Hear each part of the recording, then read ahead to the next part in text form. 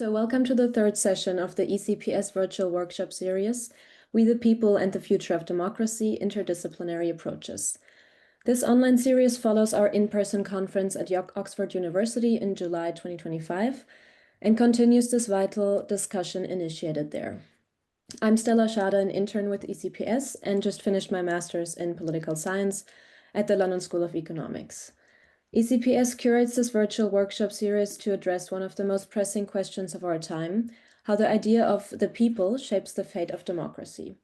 By examining how the people can serve as both a democratic force and a tool of authoritarian consolidation, the series fosters interdisciplinary dialogue to better understand democratic backsliding, resilience, and the future of democracy worldwide. Today, we will have our third session of the series. The session will examine populism, freedom of religion, and illiberal regimes. As a testament to our commitment to knowledge dissemination, we are going to write a workshop report and share the video recording of this event on our website and YouTube channel. In the ongoing journey of our workshop series, we extend our gratitude to all the scholars and experts who contribute their extensive insights. With this, I introduce our esteemed moderator, presenters, and discussants for today's session. Today's workshop is going to be moderated by Dr. Marietta D.C. van der Tal. Dr. van der Tal is Landecker Lecturer at the Faculty of Divinity, Affiliated Lecturer in Politics and International Studies, and Senior Postdoctoral Researcher at Trinity College, Cambridge. She received her PhD degree at Cambridge in 2020 on Politics of Religious Diversity, examining tolerance and visibility of religion in constitutional law and politics in France, Germany, and the Netherlands. She has held research and teaching positions at Oxford and Cambridge universities. Her current projects include leading interdisciplinary networks on religion, nationalism, and democracy, and co-directing research on Protestant political thought. Dr. Marc Loustau will be, if he's present, our first speaker today to discuss the religious freedom as Hungaricum, Hungarian illiberalism, and the political instrumentalization of religious freedom. Dr. Loustau is a cultural anthropologist and journalist reporting on religion and nationalism in Eastern Europe. His book, Hungarian Catholic Intellectuals in Romania, Reforming Apostles, examines how contemporary Hungarian Catholic intellectuals are forging an ethical concept of nationhood. Dr. Juraj Buzalka will be our second speaker presenting on the topic religious or secular freedom on pragmatic politicization of religion in post-socialist Slovakia. Dr. Buzalka is Associate Professor of Social Anthropology at Comenius University in Bratislava, Slovakia, where he has taught since 2006. His research focuses on the anthropology of political movements, exploring intersections of nationalism, populism, religion, and politics, particularly in Eastern and Central Europe. Dr. Buzalka will need to leave the session at 4 p.m. due to another commitment. The third and last presentation today will be delivered by Reverend Dr. Colin Bossen on illiberal theocracy in Texas, the incorporation of evangelical Christian theology into state law. Dr. Bossen is First Unitarian Universalist of Houston and Harris Manchester College, University of Oxford. He earned a PhD in American Studies from Harvard University. He has held non-residential fellowships at Rice University and Princeton University. A scholar and a social justice activist, he has helped organize multiple labor unions. He currently has 3 books under contract. Following these 3 presentations, our discussants Simon P. Watmough and Erkan Toguslu will each provide 10 minutes of feedback. Dr. Watmough is a freelance academic researcher and editor and serves as a non-resident research fellow at ECPS. He was awarded his PhD from the European University Institute in April 2017 with a dissertation titled Democracy in the Shadow of the Deep State, Guardian Hybrid Regimes in Turkey and Thailand. Dr. Erkan Toguslu is a researcher at the Institute for Media Studies at KU Leuven, Belgium. He received his PhD in sociology from the School of Advanced Studies and Social Sciences in Paris. His research focuses on transnational Muslim networks in Europe, the emergence of Islamic intellectuals, interfaith dialogue, the debate on public-private Islam, and the nexus of religion and radicalization. As a reminder, a Q&A session will follow the presentations and discussants' feedback. Participants are welcome to submit their questions via the chat box or raise their virtual hand to ask them directly. I now hand the floor to Dr. van der Tal, who will provide an overview of the session's theme and moderate the workshop. Thank you. Thank you very much, Stella, for this warm and thorough introduction. It saves me a lot of time, actually, as I moderate this session. So thank you for doing that so well. The topic of today touches on the strong connection that we are seeing between, on the one hand, the rise of illiberalism, and on the other hand, the use of Christianity within the narratives that underpin the rise of illiberalism. I think for a long time people associated illiberalism with Russia, with Hungary, with Central Eastern Europe, and there are sometimes good reasons for it, but sometimes it's also sort of part of this of the way of telling the story that makes Eastern Europe just look like less good than Western Europe. And I think one of the really important decisions that the organizers of this workshop have made is that it also looks very specifically at the case of the United States. And this brings us to a point where we can bridge the East-West divide on this matter, and can possibly get beyond some of those sensitivities that surround that East-West divide that has been there for quite a long time. Perhaps the sort of phrase that I would like to introduce here is also the phrase of Christianism. Many people have spoken about Islamism, for example, as a form of politicized Islam, but perhaps one of the language or one of the phrases we might use here is actually that of politicized Christianity. And here we can use the phrase from Rogers Brubaker, who initially came up with this, but perhaps broaden it in the many ways in which that Christianism can take shape, on the level of ideas, but also increasingly on the level of governance. So the conversation today will focus on 3 countries. It will focus on Slovakia, on Hungary, and on the United States. And what I hope what this brings to the fore is not only the comparative angle, but also the interdisciplinary angle, by which we have to take seriously the perspectives from politics, from history, from anthropology, from religion and theology. And I hope that you will pay attention to those different strands of insight that will come through in the presentations of each of our esteemed speakers. Without further ado, I would quite like to pass us on to the first speaker of today. I think we have Marc Loustau with us, or at least is logging in. So I'll talk maybe for one more minute. I think one of the things. Got here, so yes. Excellent. Marc, are you ready to give your presentation? I can speak for a few minutes to sort of frame the various different conversations and presentations that have led to this point between Juraj, Colin, and I. But I won't be giving my full presentation. I'll be speaking a little bit about the case of Hungary as a way to frame the various different papers. That makes sense. Do you have a camera on at all, or are you preferring to do it without? I'm trying to turn on my camera, but I'm not entirely sure if it is working. This is off, and then this is on. It may be that my system is not quite set up fully on my computer side. Oh, okay. Well, why don't we go ahead then with your reflections without the video? All right. Give me just a quick moment here to sorry, to bring up my presentation.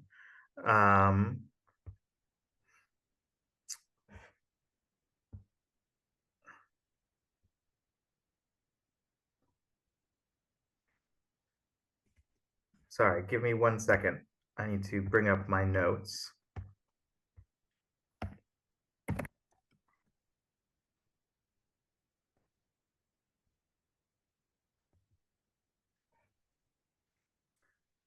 All right, very good. So this panel came together as part of a series of conversations, especially between Colin and me, but also including Juraj, emerging from the problem of how to frame discourses in and institutionalizations of religious freedom in illiberal regimes.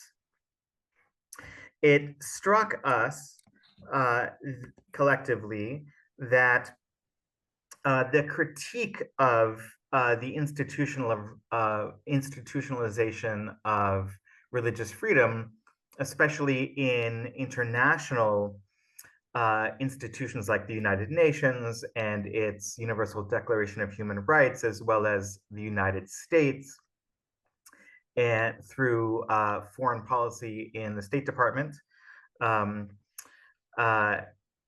that the critique of religious freedom was presumed and based on the idea that the work to be done by scholars and critics was to unmask the workings of power behind an ostensibly liberal regime of human rights.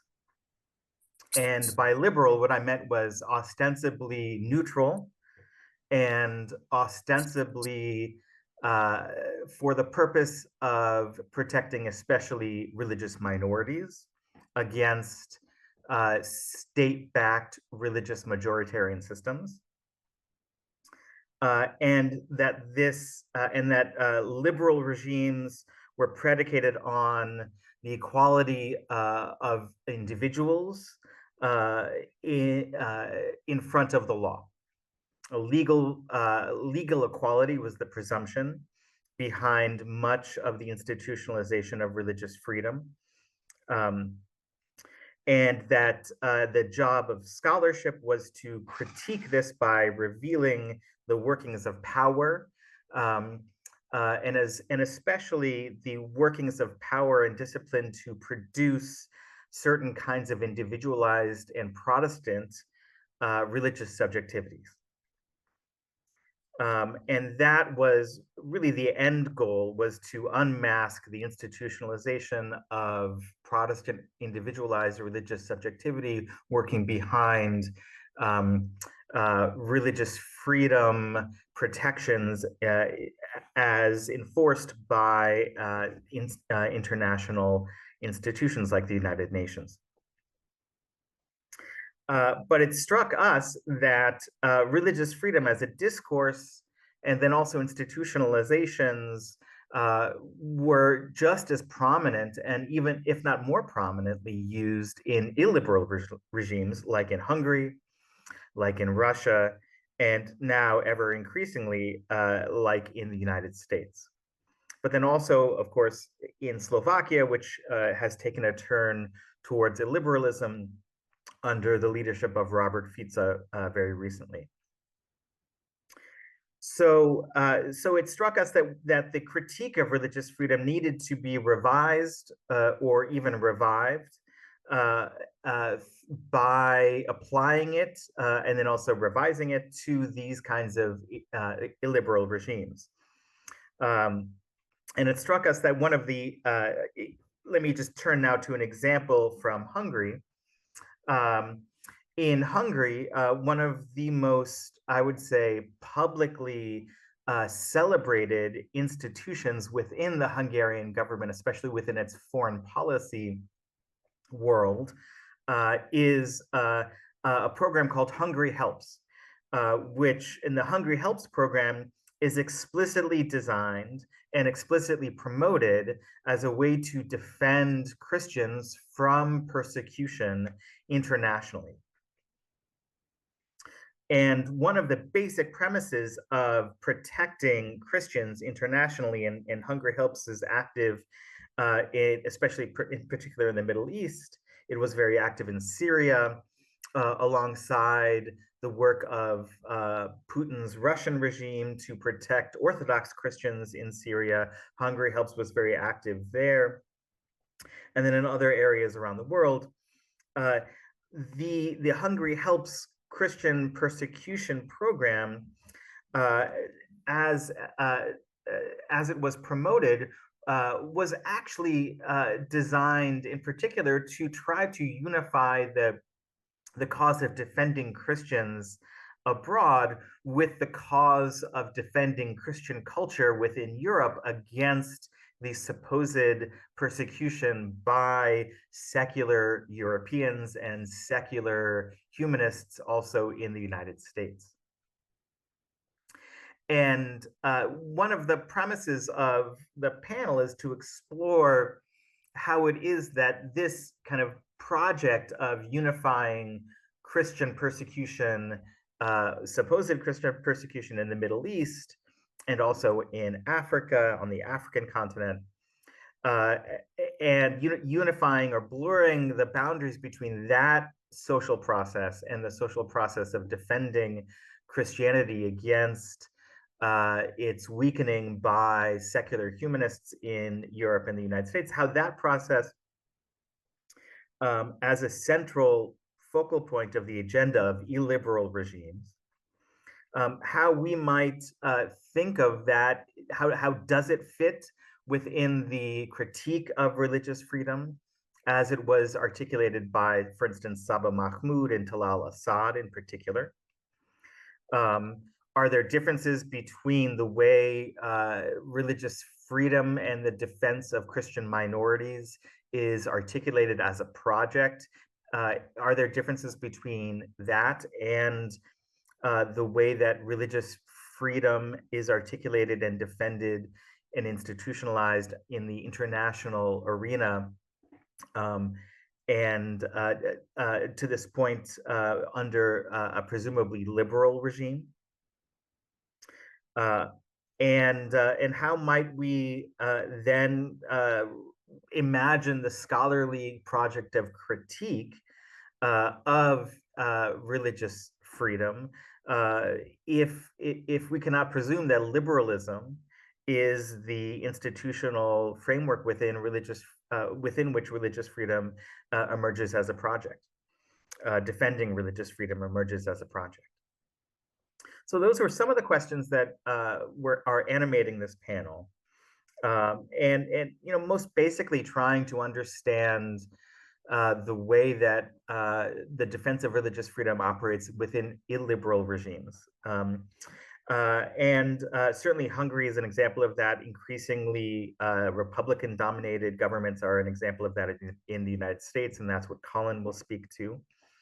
And of course, there's also the emerging example of Slovakia, which hopefully Juraj will also speak to. So with that sort of framing, I will turn it over to Colin to speak in more depth about his example, and then hopefully we can turn it over to Juraj and then to a much broader conversation later on towards the end of the panel.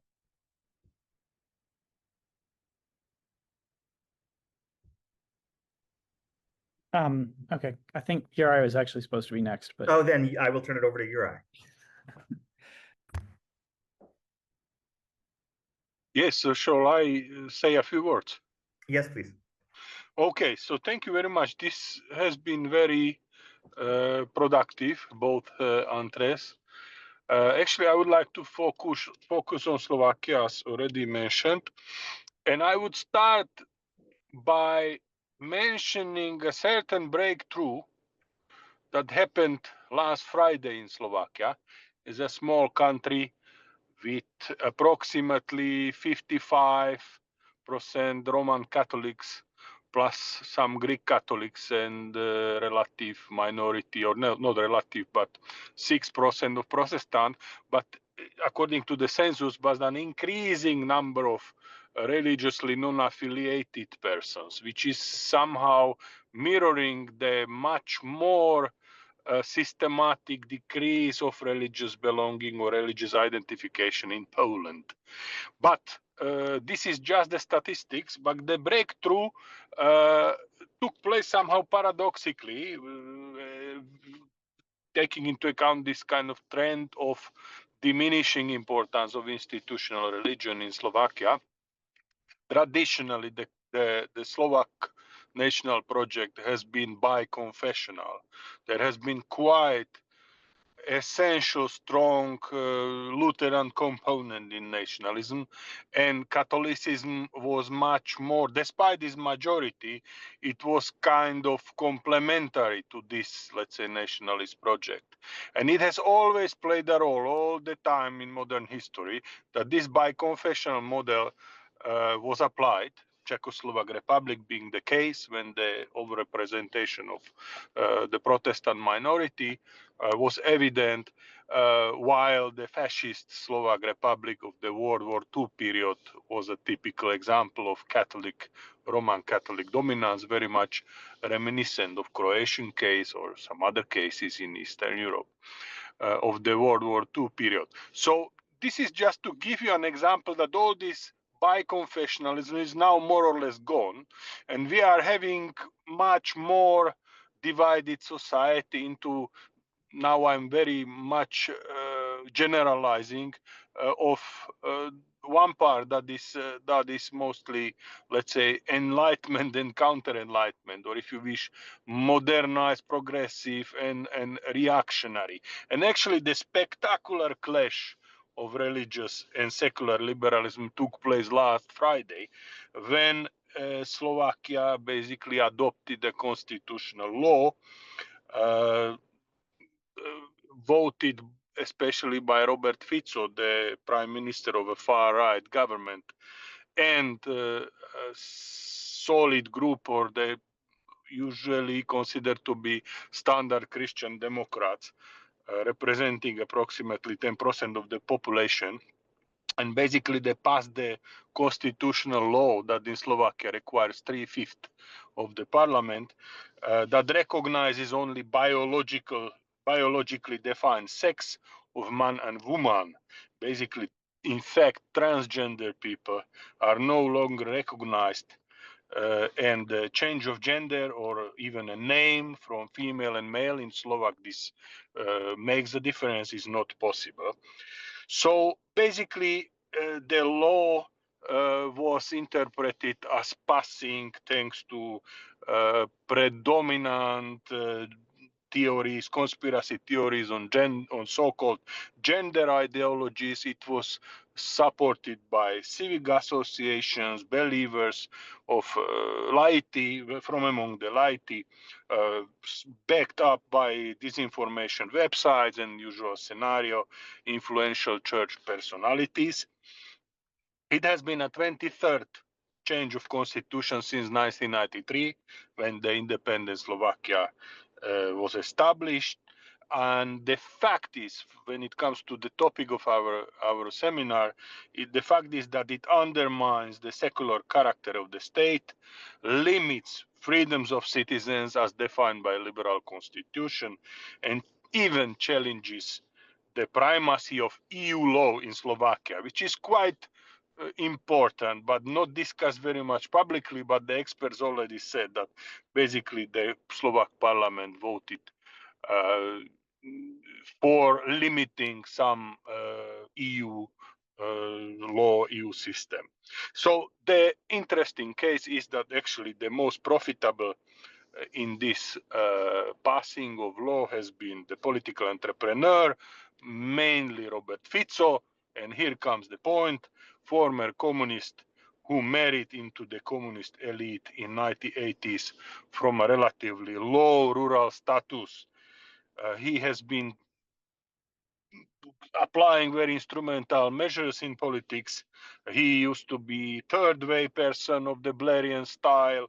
He considered himself to be the core of European integration, like social democrat. He has also now turned into far right, calling himself like national social democrat. Basically, this is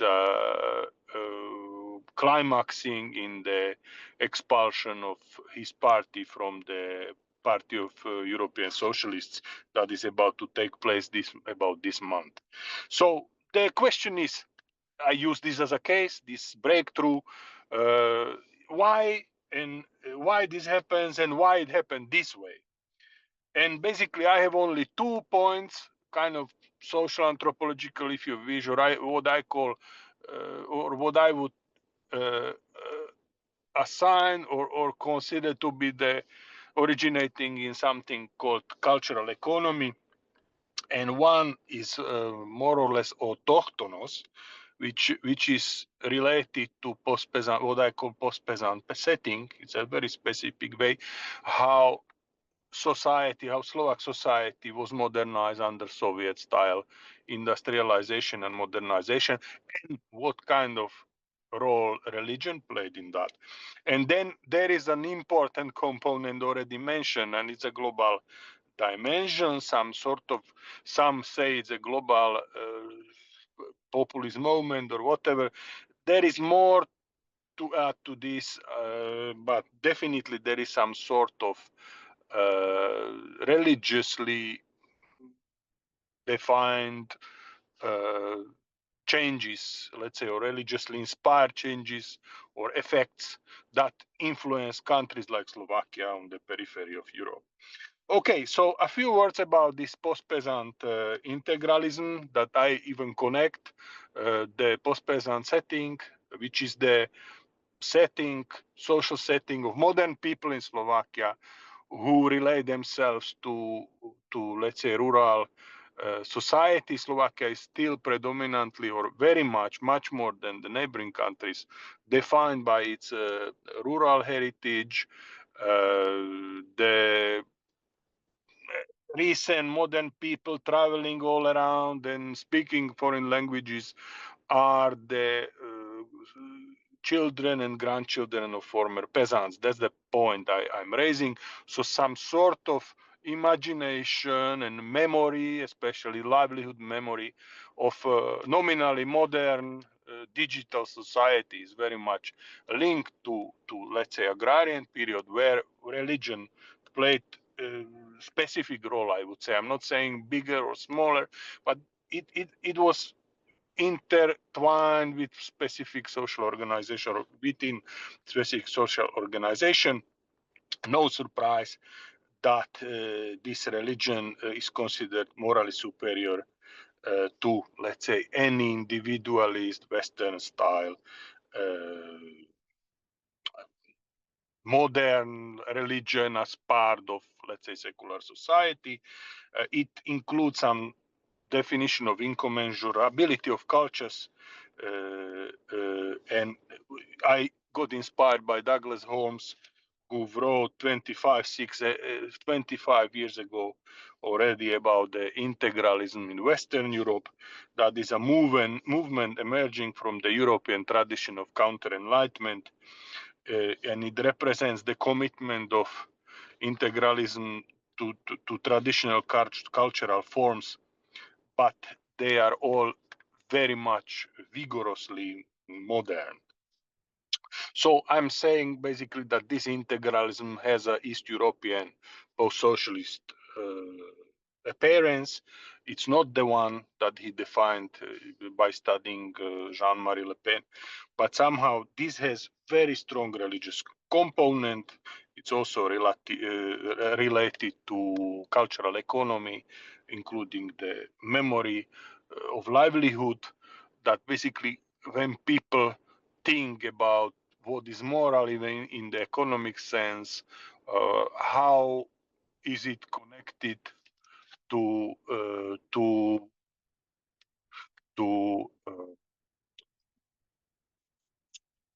socialization, social responsibility, family setup, and so on. So basically, this is what is the local or the autochthonous version of this religious movement, or religiously inspired movement, and it's not so different from let's say, kind of activism that even communists forerunners or communist zealots practiced. So people don't see the contradiction between the big ideologies as intellectuals or ideologues do. There is a lot in common, like this has been studied in the case of Soviet Union especially, but I think some elements, it's not surprising for an anthropologist to see former communists sitting in the church, and the same way, the kind of change of a prime minister from let's say former member of Communist Party into a devout Catholic is not surprising for many believers, and also many believers even voted for a progressive president at some point, while in the parliamentary elections that was a woman, basically very open liberal, progressive, but at the same time they voted for the fascist party in the parliamentary elections. I'm not saying this is a pattern, but there are quite easy swallowed contradictions that might, from the perspective of let's say top-down politics,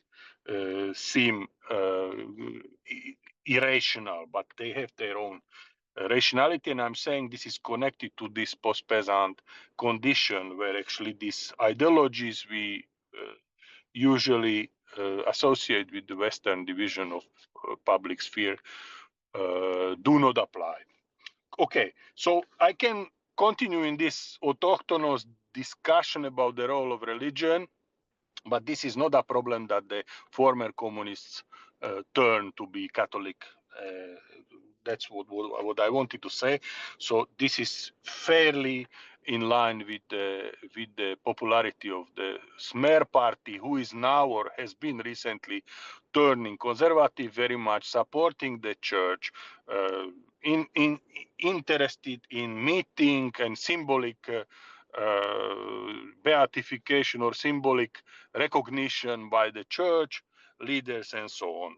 So basically the Smer party, former Social Democratic Party, is now typical far-right party with very strong, let's say, Catholic or fundamental religious component. And the breakthrough happened last Friday when the constitution was changed or amended. Now, a few words about the global dimension of this change. So this itself is not sufficient. It's not enough to look at this radicalization or the change also in the religious field. Usually we tend to see the globalization coming from the West, mostly in the form of a free market or a democracy. But at the same time, a lot with all this jealousy and with the conservative values came along with the religious freedom from, let's say, even from the evangelical movements in America, and was financed by it. So it's a very important global phenomenon. And I would even put forward an argument that actually these confident religious populists who voted for the law last Friday, in order to suppress progressivism, they were open about it. They thought and said that the progressivism comes from the spoiled or the decadent West, but actually they are themselves coming from the West, or their practices, their ideologies, they are the victims of imported beliefs to a certain extent. So it's a kind of paradox that the religious populism fights against national tradition since 1989, because now these progressivists are defending status quo. There are the conservatives in the system, which is quite funny to see that actually these religious self-declared conservatives are the avant-garde, which is connected to this global system somehow. And just one figure, I read now in the daily press that actually there is a report called The Next Wave, how religious extremism is regaining power, authored by experts on sexual rights and reproductive rights. And they found 10 million US dollars were poured into Slovak conservative associations in recent years, and they even said that the whole EU was subject of infusion amounting to 1.1 billion of euro into this sort of organization. So there is a huge global influence coming to Europe and to countries like Slovakia both from Russia, for example, but also from the US, and we can discuss this further. And basically a new alliance of religious extremists, far-right populists and oligarchic funders is reshaping European politics. And I quote from the report, backed by private wealth and legitimized through state funding, this movement is engineering a long-term authoritarian transformation under the guise of tradition and care. And basically in the public discourse or in the political discourse, there is this culture war, utilize. And coming to a conclusion, this has been not truly analytical. It's more like describing the state of the art. So religiously motivated radicalism in Slovakia succeeds because it raises out of what we call post-peasant setting. This is the modern condition of people connected to the countryside who believe and feel that real power in society has become defined and based there. What does it mean? It means that there is certain fundamental ideology, call it integralism, that is very much reminiscent of this idealized rural hinterland where all people are nice to each other, and it's very small scale setting based on an anti-individualist, anti-atomistic, or how to say, very much on the community. So there is a social organization that is important for this religious turn or for this religious change. And even more so, there is a global situation, and it would be, of course, a mistake to see this only as a one-way project. But I really think that the progressive response is called upon or is underway, but I'm quite skeptical because it's rather shallow and still is questioned by this global situation, that there is a hybrid war that is fought very successfully. We are having elections in Czech Republic next Saturday that is very open, as it used to be in Slovakia. It's 50-50. We might see quite interesting results. Not so much with religious sphere, but when it comes to interference by foreign actors and by this kind of anti-modernist discourse and questioning the liberal democratic order. So it's just a different form of a hybrid war. So basically, I might end up here, and I'm open to discussion.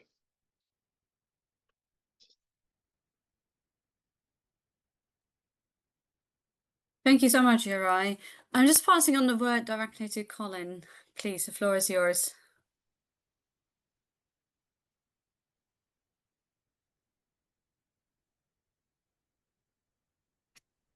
All right.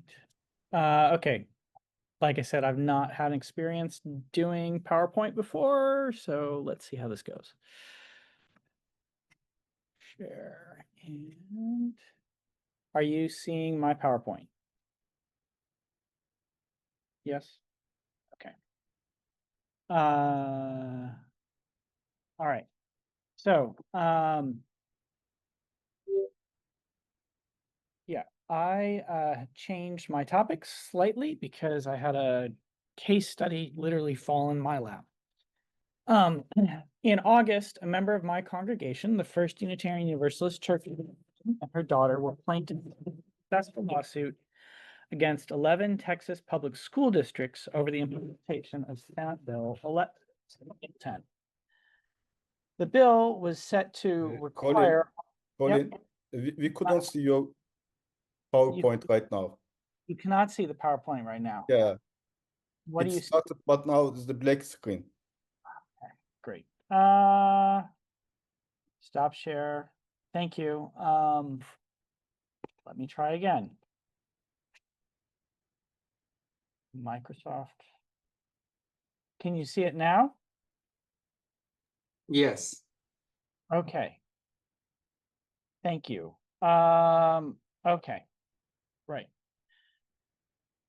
So Senate Bill 10 was set to require all public elementary and secondary classrooms in the state to display a framed copy of the 10 Commandments.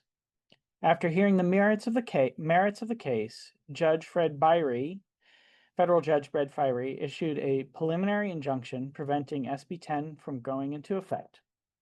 He decided on the basis of the First Amendment of the United States Constitution, which reads, Congress shall make no law respecting an establishment of religion or prohibiting the free exercise thereof. Now, at first glance, Judge Byree's ruling might seem like a typically secular legal act. One definition of the secular, philosopher Charles Taylor has argued, is the holding of religious institutions separate from political structures. In making his decision, Judge Byree was drawing a firm line between the particular variety of Protestant Christianity that the bill's authors wanted to place in public schools and the right of school children to hold religious beliefs as a private matter. The political and religious spheres were thus separated. I want to argue something different. My claim is that the lawsuit should not be seen as a contest between a secular understanding of the state and a religious one. Rather, I suggest it is best understood as a clash between two different religiously inflected views. The first, exemplified by the bill's authors, is often called Christian nationalism. The second, held by many of the plaintiffs and implicitly invoked by the judge, can be understood as an updated, more pluralistic version of what the historian David Hollinger named liberalizing Protestantism. I will call it liberalizing religion, a category I will expand upon later. In Texas and elsewhere in the United States, much contestation over legislation can be framed as a struggle between these two perspectives. Christian nationalism is likely familiar to most of you. Andrew Whitehead and Samuel Perry, in their influential book on the subject, Taking America Back for God, Christian Nationalism in the United States, observe that Christian nationalism contains both explicit and implicit ideological content, all of which is connected to a claim that the country is a Christian nation. This content includes symbolic boundaries that conceptually blur and conflate religious identity, Christian, with race, white, nativity, born in the United States, citizenship, American, and political ideology, social and fiscal conservative. Such a perspective is in full display in the words of State Senator Mays Middleton, one of the authors of SB 10. We are a state and nation built on "In God We Trust," he said. Historically, the religious content of liberalizing Protestantism has been more implicit than explicit, tied to the so-called mainline churches, Methodists, Congregationalists, Presbyterians, Episcopalians, and their ilk. Its major tenets include a claim that religion is of a voluntary nature, that it is a matter of individual conscience and affiliation, and has a role to play in meeting the conditions of a diverse society and to address its inequalities.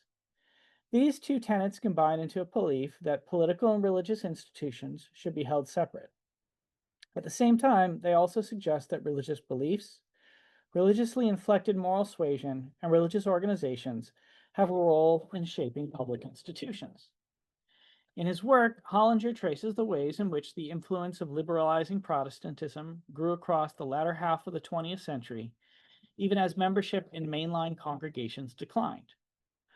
Through their engagement with the civil rights, gay rights, women's rights, immigrants' rights, Latin American solidarity, and other movements, liberalizing Protestants' vision of a just society came to dominate much of the country. Hollinger observes that the influence of the religious tendency is most visible outside of the churches. It is there that the efforts of the ecumenical leaders of the early 1960s to create an anti-racist, anti-sexist, anti-homophobic, anti-imperialist, nationalism-suspecting, supernaturalism resisting program was accepted by vast segments of the public.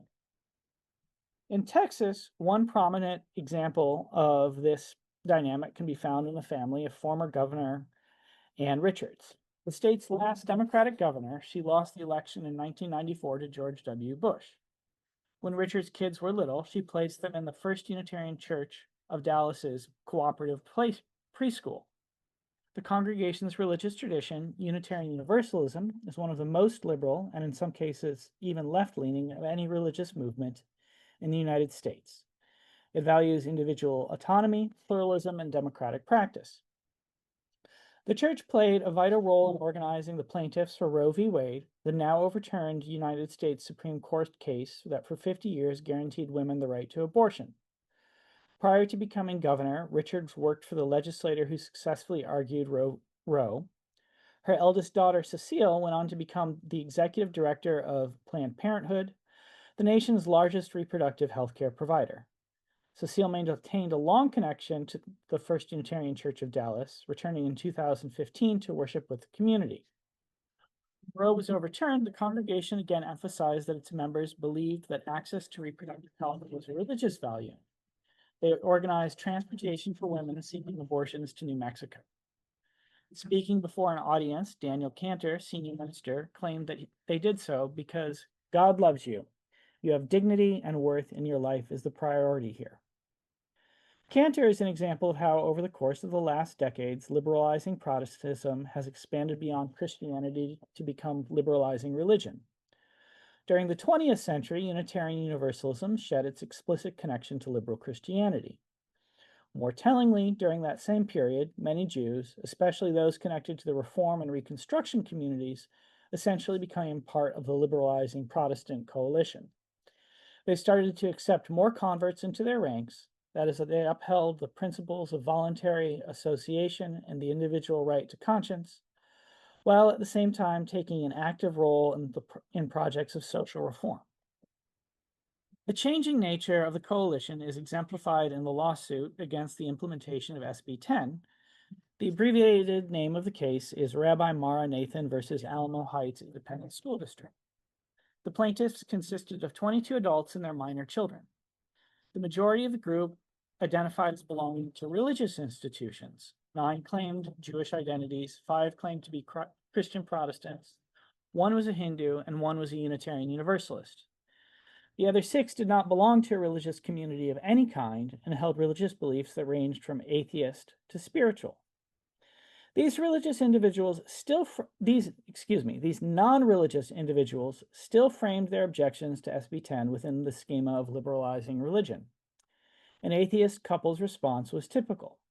They claimed that they wanted their child to be able to independently develop decisions on religious matters and feared that displays of the 10 Commandments will impose one set of religious beliefs and values over their family's values. In essence, they claimed that religious belief was a matter of private conscience and that their individual consciences required them to try and reform a public institution. Texas has numerous private schools and makes it easy to homeschool. Rather than accepting the implementation of SB 10 and withdrawing their child from a public institution, they work to transform it.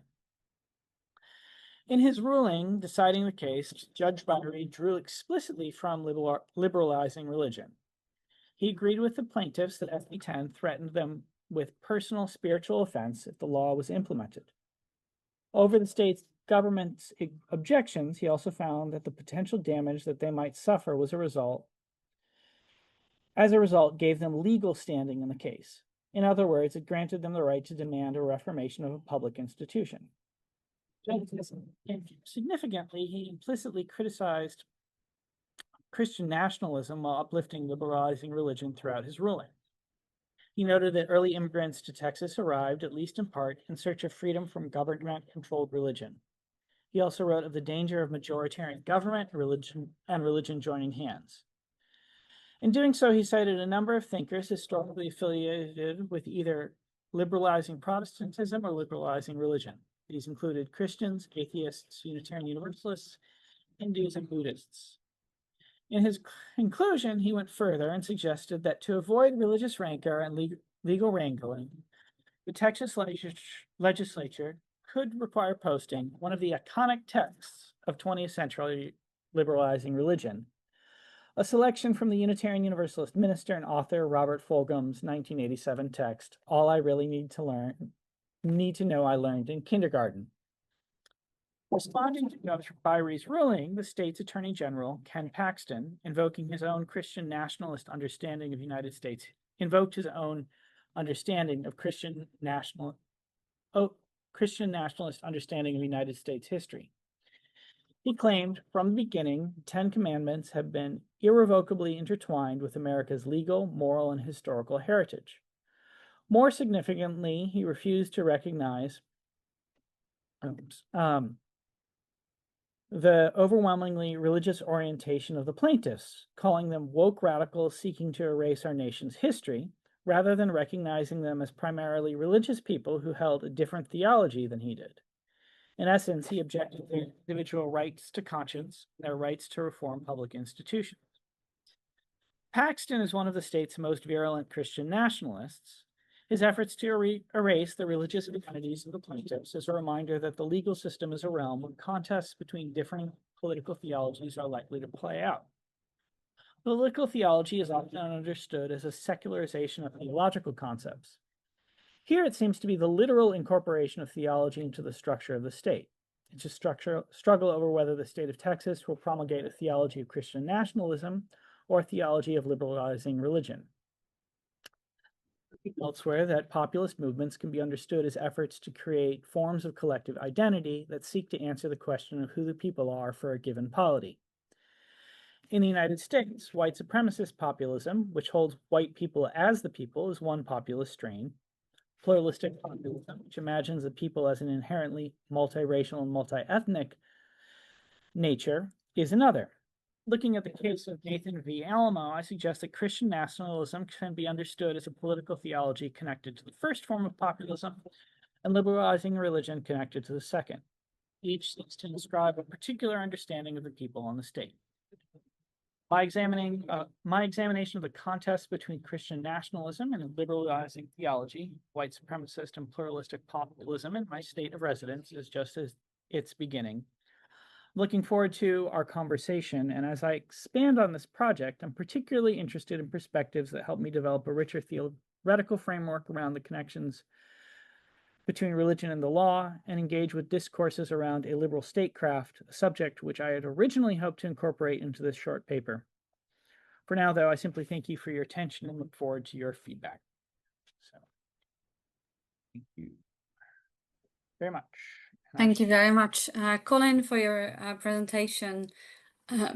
I think there is some space now for the discussants, Simon and Erkan, to come in with their comments. Simon, could I pass on the word to you first? Absolutely. Thank you, Marietta. So thanks everybody for being here, and thanks to colleagues at ECPS for making this possible. It's great to be here. It's great to participate. And thank you to the panelists for these terrific presentations. You're obviously in the midst of an ongoing collaboration, and it's really promising and it's really exciting. So we've got these three rich case studies, Hungary, Slovakia, and Texas. It feels a bit disjointed, but as you guys have presented, it's just so clear to me how these cases are really linked. And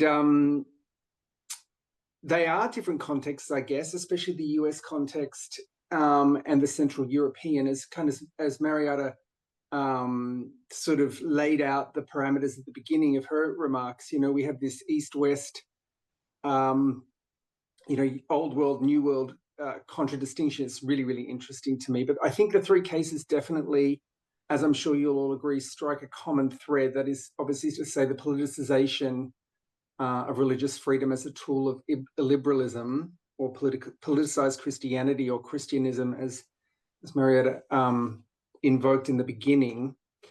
I'd start with the Hungarian case, which I thought was really, really fascinating, and an impressive institutional mapping, which is true generally of the Hungarian case, right? So, you know, post-2020, post-2010 Hungary is kind of the classic exemplar of the culture war on a European stage, I think. And I thought what was really interesting is this bringing to the fore of religious freedom as a classic wedge issue or wedge tool, right? Where you mobilize the base at home around communitarian themes, which Dr. Buzalka has also picked up in the Slovakian case, while dividing external opponents on the EU level, right? Because obviously you know, the liberal international is divided, if I can use that term, around this wedge, because religious freedom is a classic liberal value, right? But Christianism, Christian chauvinism, politicized Christianity, national traditionalism, these are not classic liberal values. So that's why this is so antagonistic. It's really interesting to me. And I thought, I'd never heard of this Hungary Helps initiative that Dr. Loustau mentioned. It sounds like a classic example of it, right? So I guess one question or a couple of questions I'm interested in bringing to the fore, you know, can we situate the Hungarian, maybe the Hungarian, Slovakian cases in a broader literature or a broader thematic about EU norm contestation? Because I know some scholars in EU studies would want to kind of fold some of this stuff into EU norm contestation. And I'm interested to see whether Hungary is setting precedents in that regard. And I guess my big question for this paper is, does heritage status make religious freedom a national possession rather than a universal right? And in fact, is that one way to challenge it, right? Because can we challenge this wedge, certainly at the EU level, let me put it in those terms, with this idea of, you know, fighting back in a sense with the EU's universalism, right? Because I think this whole Christian nationalism thing breaks down at some point when you confront it with universal rights and universal values. So moving to Dr. Buzalka's presentation on Slovakia, I mean, unsurprisingly, as you guys are collaborating, I could see the themes, I could see the linkages, I can see how this ties up. It's really great that and I'm so glad that we could have both these cases presented today, because the similarities are just, I mean, to me, it's just another example of how we see in the Slovakian case, you know, Fico is kind of Orban redux in the sense that he's just, it's almost like they're copying one another, right?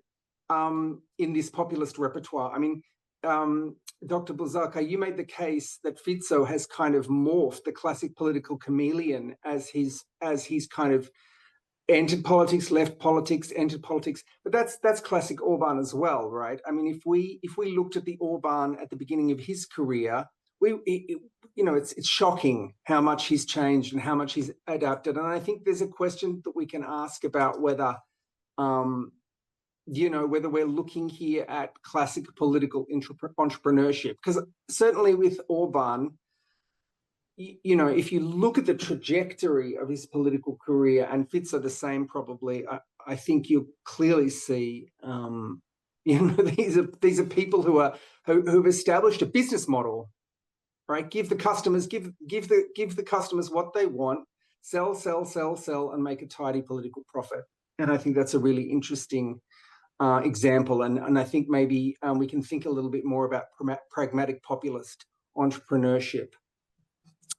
And I just want to, I know we don't have a lot of time. I just want to quickly touch on a couple of points that that Colin made. Again, really, really fascinating. But also, each of these cases, there's so many similarities we can string together with these cases. But I also see how each national case has its own distinctive autochthonous characteristics. And when you're looking at this Ten Commandments battle, this question of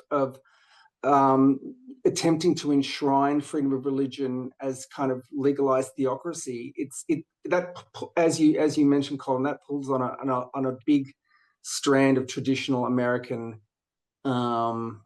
contestation about what America means, goes back 250 years, does it not? And I thought that was a really interesting way to think about it. So the attention that we might probe in this Texas case which might be timely, given the Supreme Court, which has been attempting to, the Supreme Court has been attempting to dodge these questions, but there's just no doubt to my mind that the Supreme Court cannot keep dodging these questions as they come. And the court is going to have to weigh in on this administration and weigh in on these kind of battles and contestations in American politics. very, very soon. There's no more dodging, right?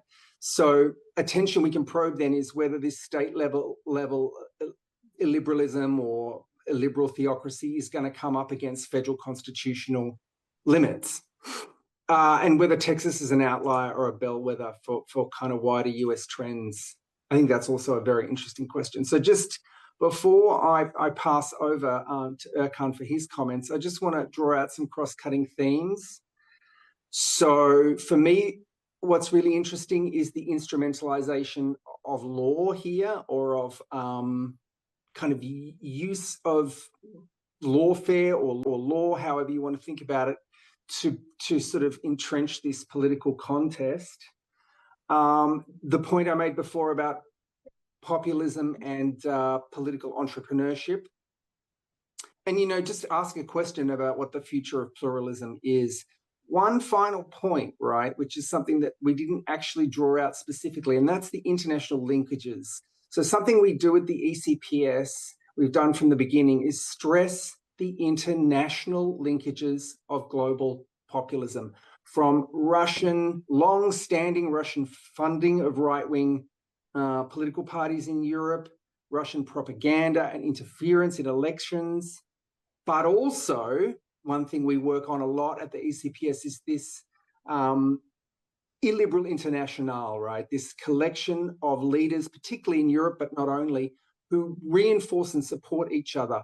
You can think of the way in which the Peace Party copied Orban's model in Hungary after 2010, and the way those two countries, and to some extent Slovakia now, at the national or intergovernmental level at the EU, are all supporting each other in terms of their projects. And the question we can ask ourselves, I think, is this more than elective affinity? Are we talking about you know, systemic international linkages? So yeah, with that, I'll pass over to Erkan. Thank you, guys.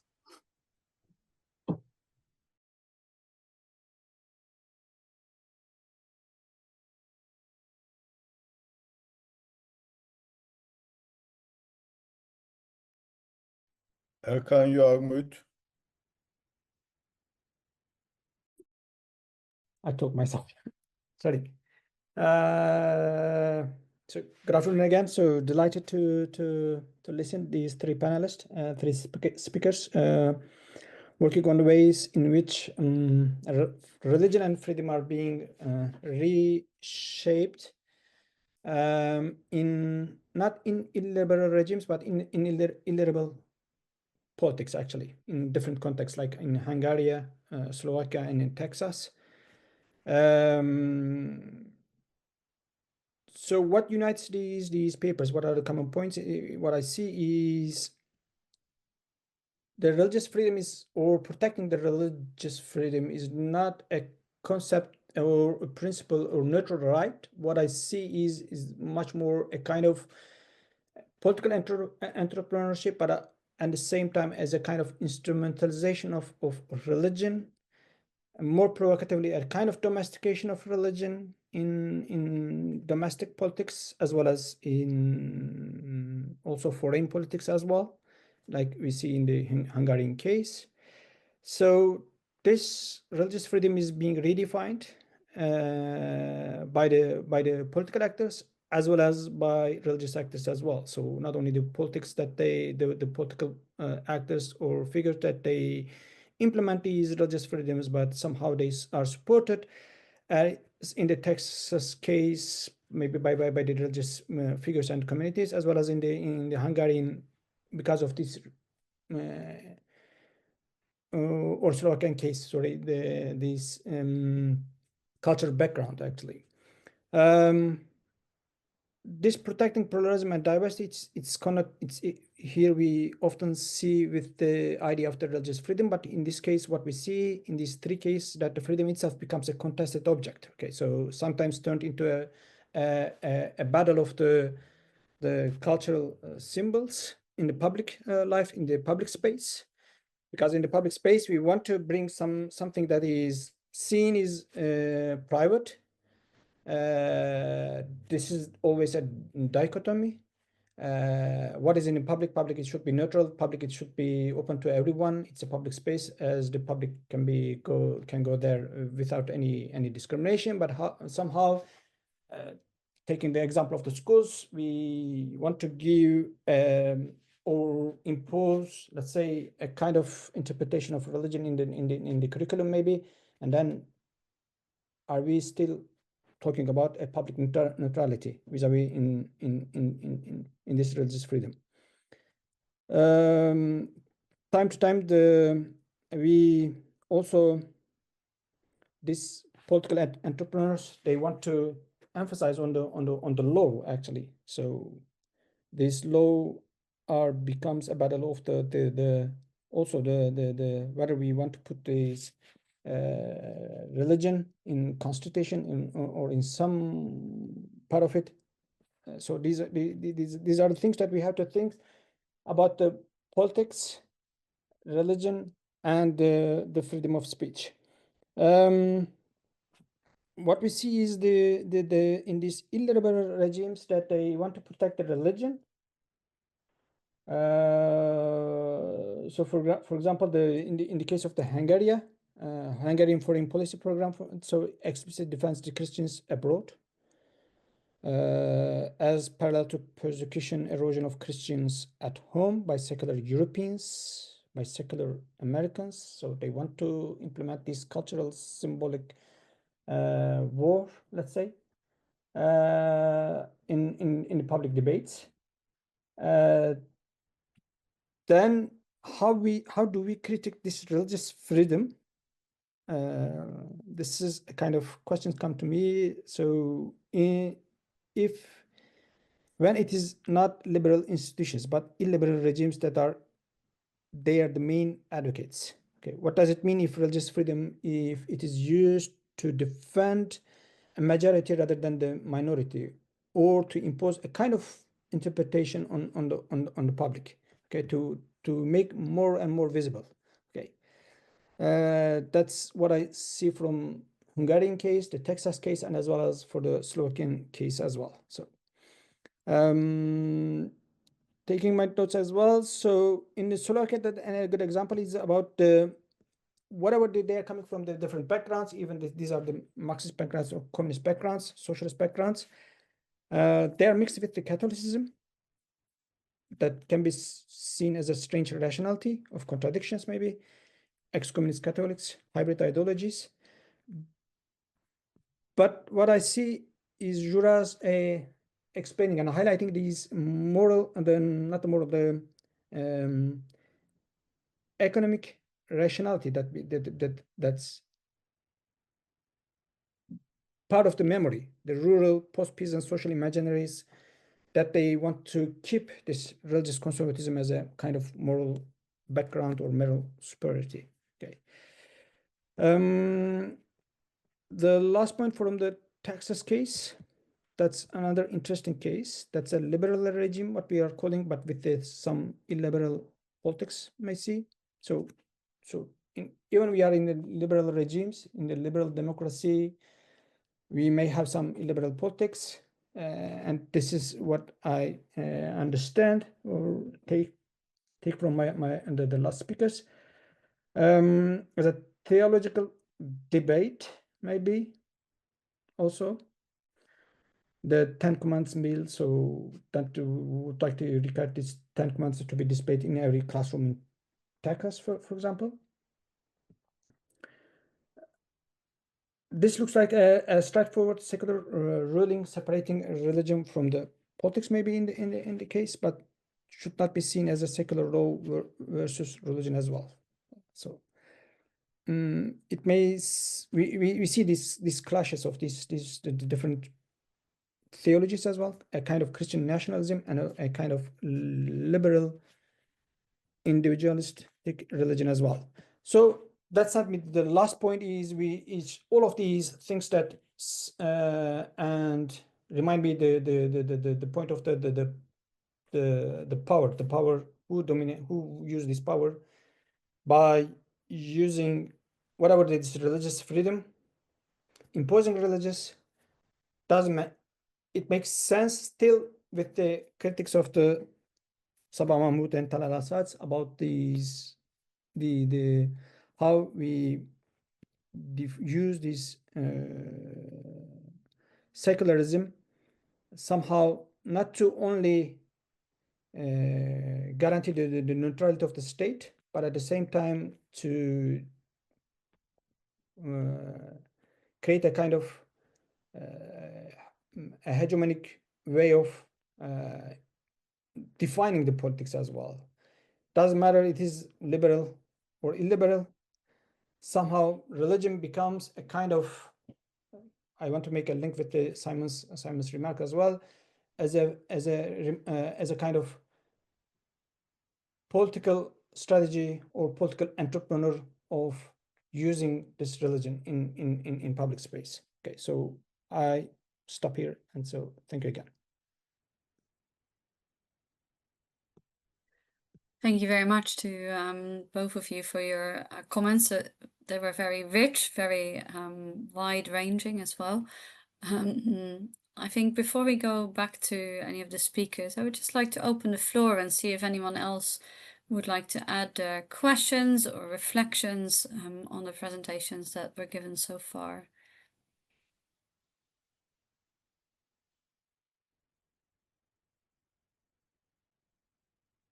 Bülent, Kenesh. Yeah, thank you, Margaret, and thank you very much for this time and provoking discussion and presentations. I have a question for Dr. Colin Bossen, actually, and perhaps also for the moderator, you, and discussants. Religious groups rooted in distinct and in many ways ontological divergent traditions such as Islam, Christianity, Judaism, and Hinduism, etc., often converge on certain social issues, particularly around family values, women's rights, gender roles, and opposition to the LGBTQ plus rights, in contrast to the liberal progressive positions. Against this backdrop, it was perhaps not so surprising that segments of Muslim migrant communities in the United States supported Donald Trump in recent elections. Do you see the potential, the question is that, do you see the potential for a broader cross-religious alliance among conservative religious constituency, despite their deep doctrinal differences that could collectively undermine liberal progressive values, and in doing so pose a greater challenge to the foundations of the liberal democracy? Thank you very much.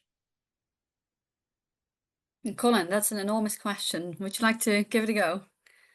Yeah, although I feel like the short answer is yes. I think that is the sort of major project that a great number of sort of Christian nationalists are trying to engage in here in the state of Texas and nationally, right? So, I mean, I think that in Texas, we see that very much playing out at the state level with sort of a very intentional effort on the part of elected state leaders like Ken Paxton, who I talked about, or Greg Abbott, who's the governor, to essentially try to unify that coalition, not just around rights, opposition to kind of human rights discourse or LGBTQ communities, but also the thing at the moment is opposition to Islam. So there's this whole big attempt at like manufacturing, I guess I'm going to call it a Muslim scare or something like that, where Abbott, who's the governor, has recently targeted a Houston imam who he's claiming is trying to implement Sharia law here in Houston because this this imam has the audacity to suggest that Muslim-owned businesses should, only sell products that Muslims might buy, right? So they shouldn't have alcohol or lottery or, things that fit within sort of Muslim cultural and religious practices. And so he's saying that this voluntary effort is somehow an implementation of Sharia law. And so you see that kind of I think a way of sort of trying to create the other to sort of unify that coalition of Christian evangelicals of various kinds and conservatives of various kinds. So yes, I think it's very much a project. I think it has, I mean, I wouldn't even say it has potential. I think it is actively undermining the liberal regime or liberal state structure in the United States. I mean, that sort of, you know, I could have written, and I'm just really at the start of thinking about this project, but I could have written this sort of from the other angle of like looking at that coalition specifically. I was sort of interested when I started to dig into this particular case to see that actually there's still kind of this liberal religious coalition that's kind of pushing back against that. So I think that maybe what is going to emerge in the United States over the next few years is actually a sort of more sharply defined polarization between different religious communities contesting, not, you know, contesting in the courts. One upholding something that looks like secularism, but is actually an expression of their kind of religious values, and the other upholding religious conservatism of some, you know, or reactionary politics of some time. So, but yes is the answer to your other question. Thank you, Colin. Simon and Erkan, do either of you like to come in on this question? Not from my side, but the thing is, I think it's so as some cultural backgrounds, maybe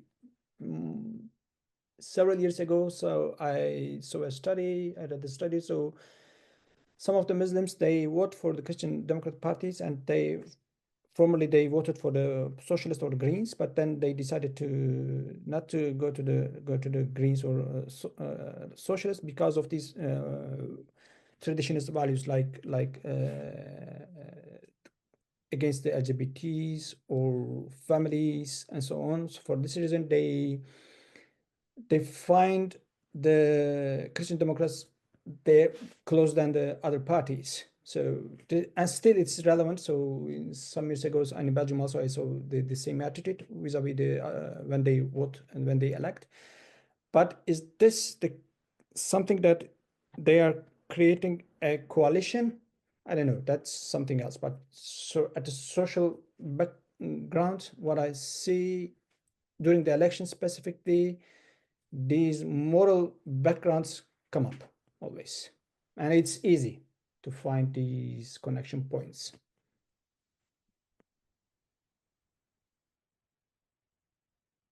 Simon, did you want to come in here? Yeah, I am actually really interested in asking a question of Colin. It's a slightly different question than the one that Bulent led us off with, but it more relates to some of the points I kind of made in responding to his presentation, and it's really to sort of maybe, Colin, if you can tease out this point I raised about the constitutional limits of this. Are there constitutional limits? Is it going to be the Supreme Court that is going to be the arbiter of that, do you think? Yeah, I guess that's my question for you. I mean, I think that remains to be seen, actually. I think that what we see in Texas, because one of your question was sort of like, you know, how do we think about Texas, right? And is it sort of I think it is a testing ground for kind of illiberalism, the illiberal project overall in the United States. And so I think that what we're seeing with the Supreme Court, I mean, with this SB 10 or with the supposedly anti-Sharia laws that have been passed recently here in Texas, or some of the anti-LGBTQ legislation is essentially trying to queue up cases for the Supreme Court in the hopes that they'll, you know, overturn kind of established or settled law, which is exactly what we saw with Roe v. Wade. And I think that what happened with Roe v. Wade is probably, and women's reproductive health, and is now also happening with transgender rights in the United States, is probably a pretty good bellwether of where the country is going. I think we're going to move to a situation where we have a breakdown of the federal system and an emergence of sort of illiberal states and liberal states within the United States. I mean, I think that we're seeing that like more and more where the political contests in some places are not really even political contests. Legislation, the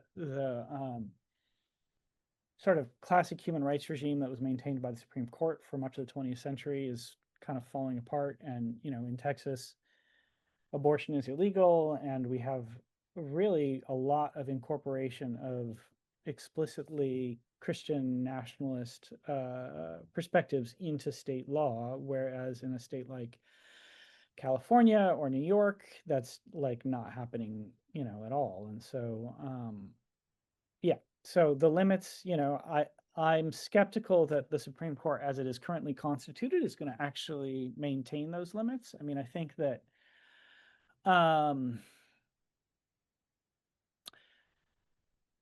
yeah, I think that in the case of the public posting of the Ten Commandments, I mean, there's been several cases across, or legislative attempts across the South around this. Louisiana, Oklahoma have done them. And they've, sort of lost, but we saw that kind of in the lead up to the overturning of Roe v. Wade. There was years worth of losing these cases, and then they sort of figured out as they honed their argument, and eventually,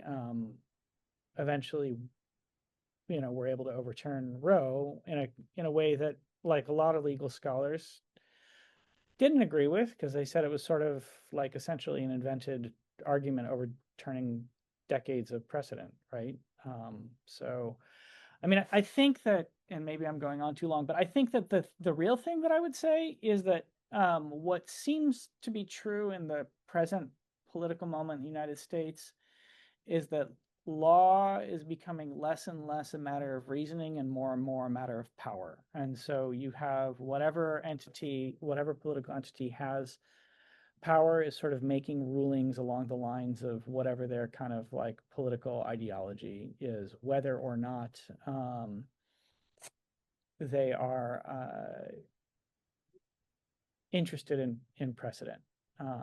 So, yeah, and I guess I think that's kind of where the whole country is headed at the moment. Whether it can sort of take a step back from that as these sort of conservative religious movements seem to be consolidating power at the moment, I hope so. That's like the work that I'm actively engaged in as part of my regular day-to-day job. Who knows? Anyone else? Nina. Yeah, thank you. I think two of our three panelists have left, unfortunately, and the third works down the hall from me. I could just walk over and ask him the question, but maybe for the good of the order, I'll ask it here. So I'm thinking about the impact of all these changes on our young people. And in America, we are seeing increasing presence and power of these theologically grounded values and sometimes Christology itself in public school curriculum.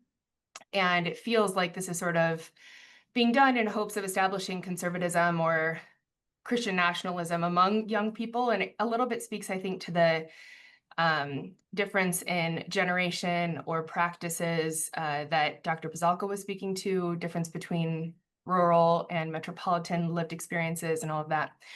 So I guess I wonder, Reverend Bossen, what do you think about using practices of religious freedom as an antidote to Christian nationalism and state-sponsored curriculum? And how do we approach our young people in a way that supports them understanding that this sort of trend toward Christian nationalism is being put in the water and they're being exposed to it through the frameworks of education?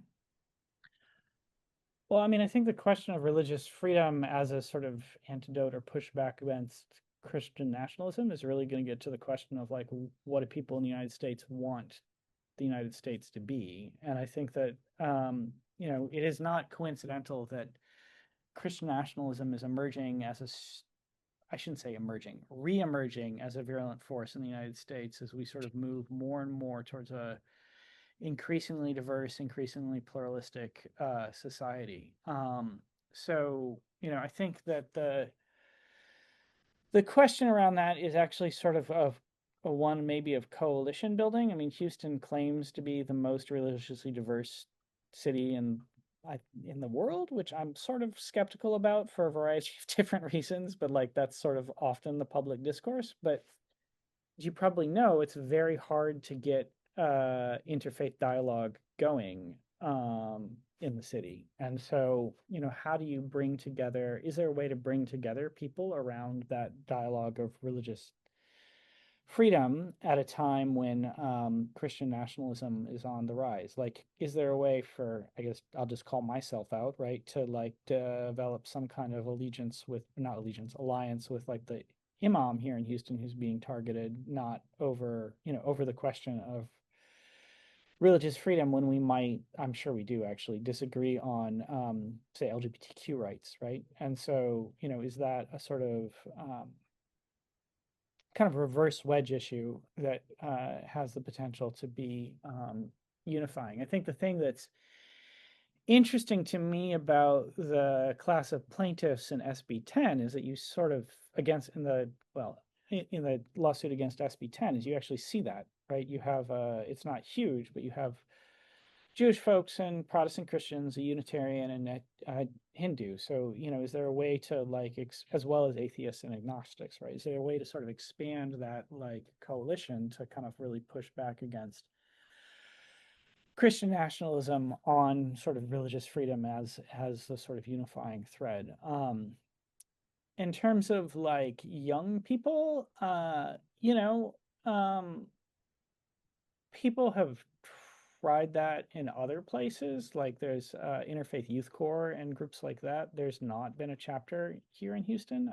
I don't know if something like that or has the possibility of sort of bringing people together in Texas around these issues of religious freedom and dialogue as a way to sort of push back against Christian nationalism. It's a sort of interesting, it's a really interesting question to explore. I mean, one that, you know, we could even think about, I suppose, exploring here in some way. But yeah, those are some thoughts. Anyone else? I can go. Yeah, if possible, Colin. So thank you again. About the Christian nationalism, how you define it actually, and one thing that I see paradoxically, for example, in the Christian nationalism, that they wanted to develop a kind of American nationalism, but what is the place of the other groups like Black people, colored people? How they define themselves within this Christian nationalism? Because we see a sort of discrimination against them as well, but they're at the same time they're part of this let's say, but maybe they're not very homogeneous. I don't know. I mean, the coalition of people that are Christian nationalists are overwhelmingly white. There definitely was a thing in the last election here where you saw people supporting Trump across a sort of more diverse spectrum. I think we're still trying to figure out exactly, you know, what that was about. I actually think it had more to do with gender and sort of misogyny in a lot of ways than it did necessarily with the sort of adherence to like the Christian nationalist program on the part of say Black men, for instance, who voted in larger numbers for Trump than they had for other you know, than they did for in the 2020 election. I also think that the issue of Israel-Palestine ironically played into sort of some of the things that happened in places like Michigan, where people either stayed at home or even voted for Trump as like a protest vote against the kind of Biden policies there, despite knowing that they were not going to be, you know, sort of in favor of what was happening. So I think that the question of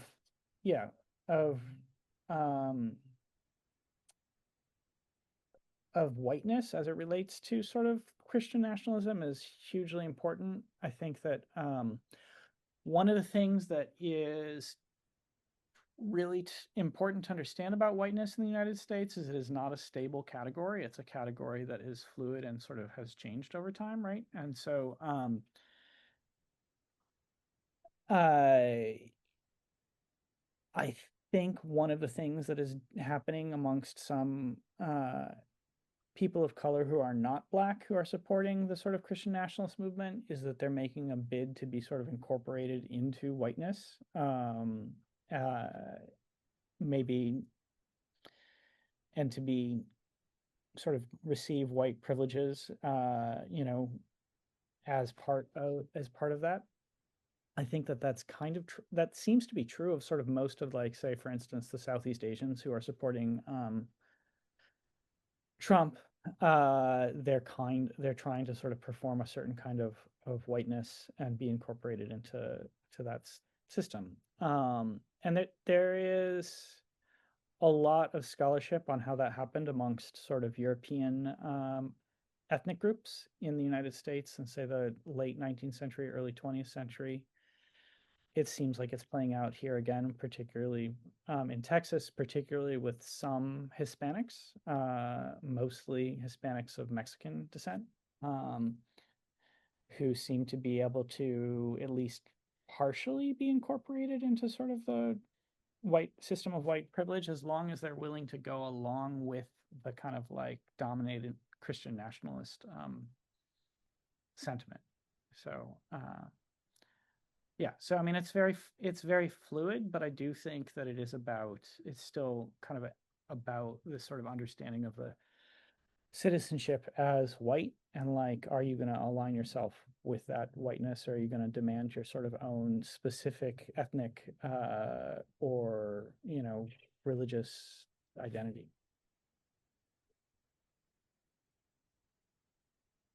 Would anyone else like to comment on this or respond to this? I think one of the things that I found myself wondering about is the level to which the fragmentation of social life and of political life has made it possible to sort of pick up one slice or one strand of the populist rhetoric and cling to it, or not. I mean, depends on one's political taste, of course, but this idea that one can identify with one part of the conversation and sort of not be responsible for the other parts of that same conversation that might be appealing to others. And this is, of course, also something that we see in the sort of marriage almost between Christian nationalism and far-right politics, but also the increasing openness to the extreme right, as we've seen in the UK recently with the Tommy Robinson demonstration, but also in the Netherlands, where there was a demonstration that turned quite violent and where several extreme right groups were represented, even though the demonstration had been organized by somebody who claimed to be a Calvinist. So very interesting amalgamation. But I suppose from the conversations that I've had with people who identify with Christian nationalism in one way or another, it's not that they are not aware that there are darker sides to this kind of politics or this kind of rhetoric, but that they don't think it is about them, or that it is about somebody else or something else. It's not in their immediate sort of reference framework. So therefore, it's not that important. Maybe it's not even important to speak out against it. Much less so use those darker sort of parts of the rhetoric and the practices as a reason to alienate themselves from that sort of politics. And I think this provides a very important clue to the building of alliances, also transnational alliances, Because one thing that we cannot do is to say, oh, they voted these people vote a certain way, so they must think a certain way, or they must be supportive of all the policy proposals that might come out of a given administration or a political party that is vying for power. But that we have to be really careful about distinguishing what rhetoric and what practices and what proposals are catering to which constituency or which part of the constituency. I think that's true on a domestic and a subnational level, but I also think that is true on an international level. Even more so, I found that it is quite important to distinguish those different arguments and different constituencies, because it can also be an argument to sort of put a wedge in some of these alliances. Now, I think the reason why perhaps there is so much potential to these alliances to build and to take shape transnationally, and this comes back to your question, Bülent, earlier, is that we're talking about a very thin ideology. It's very fluid, it's very flexible, it can be amended to the needs of a particular domestic context. And in this way, we can see, for example, the conversations about feminism and about LGBT rights and about abortion framed as an anti-liberal thing, but it can also be framed as an anti-Western thing. It can also be framed as an anti-secular thing. And that means that these issues can rally very different groups of people who may not normally see eye to eye. So I think the example of finding, you know, secular nationalists as well as Christian nationalists in conversation with Muslims or Hindus who are also talking about forms of nationalism, is that precisely we see these issues, we see that they are defined in such a fluid way that it is possible to sort of say we're talking about the same thing, aren't we? Now, to Christians, I often say it is also important to distinguish, for example, with abortion, that some people might vote for restrictions of abortion when they believe that this is, you know, not permissible on biblical grounds. Now, there's a very different argument from somebody who says we need the reproduction of the nation to be, you know, to be sped up a little bit. So those arguments, you know, we should be so careful not to assume that these people think the same. But I think it's important to see that the transnational coalitions are trying to reach out into these Muslim, Hindu, but also East Asian and Southeast Asian contexts. I think there's also a drawback here in that the coalitions may be transnational, but they're also very Western-centric and even American-centric. I wouldn't even say European-centric, but just they're, you know, they're dominated by Americans. They're often dominated by American funding as well. So the question is really, to what extent will those alliances really yield particular transnational practices? Or are these practices shared because different groups can pursue different interests with them?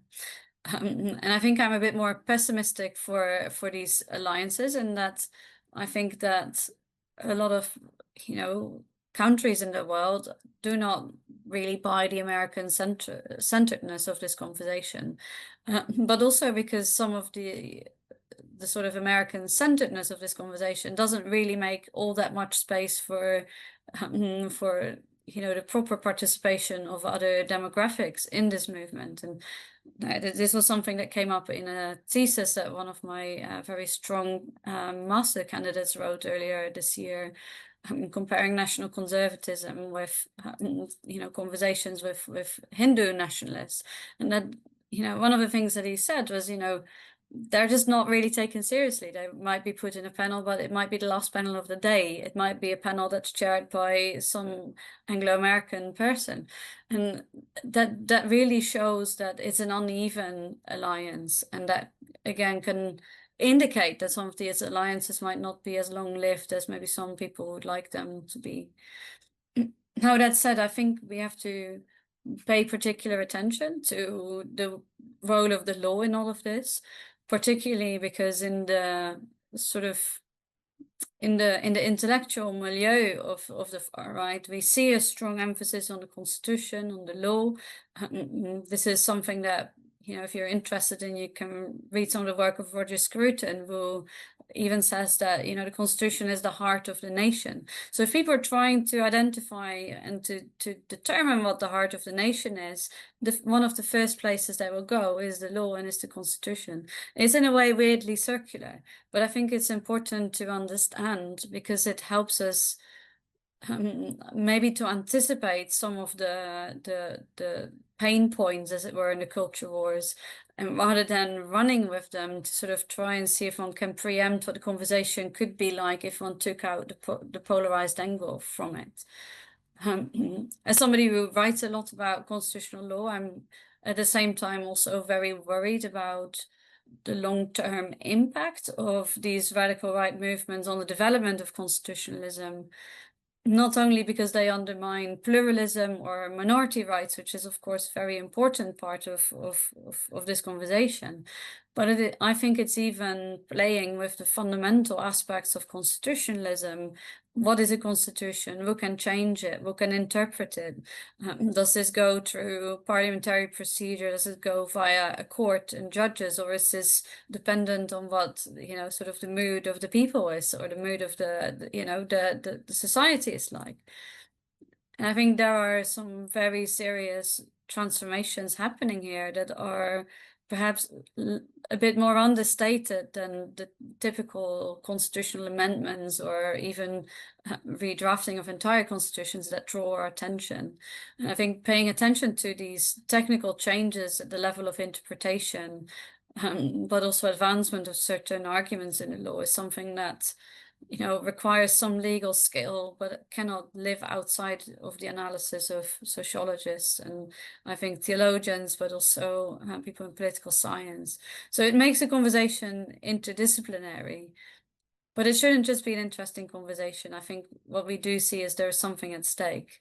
And whereas perhaps in the past we could have said democracy needs a certain measure of neutrality, the question now is even what is the measure of democracy that the far right thinks is necessary? And what does this mean for long-term democratic stability, for resilience?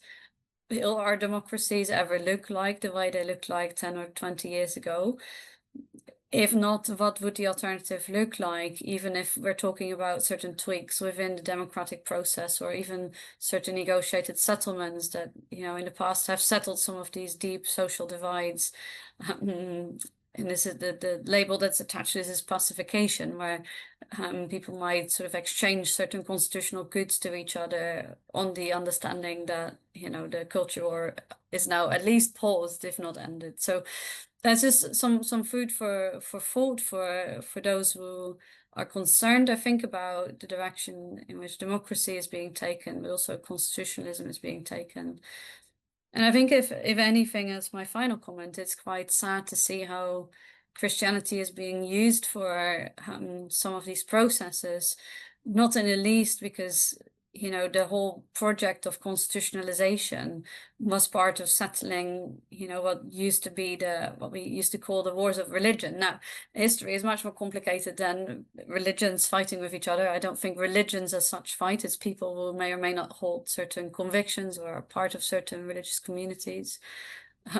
But we have known for a long time that there has always been a part of a conservative religious movement that was skeptical about the Enlightenment, that was skeptical about the Constitution, skeptical about democracy, but for whom their religious freedom was sort of what made democracy palatable. So whatever the future of democracy looks like, I think is going to have to take religious freedom seriously to the point where it allows these communities to buy in again, perhaps a bit more wholeheartedly to the project of democracy. But that is going to be a very difficult process of negotiation, what that exactly looks like. I think that those are my comments for today. I think, Stella, can I hand over back to you to draw us to a close? Yeah, thank you very much. Dear presenters, thank you all very much for your insightful presentations. My gratitude also goes to Dr. van der Tol for her excellent moderation and to our discussants for their precise and thoughtful assessments. Dear attendees, thank you for your questions and remarks, which enriched our workshop. We invite you to join us for our next virtual workshop on October 16th, where we will explore performing the people, populism, nativism, and the politics of belonging. Be sure to register and participate in this important conversation. Until then, I'm wishing you all a great rest of the day. Thank you very much.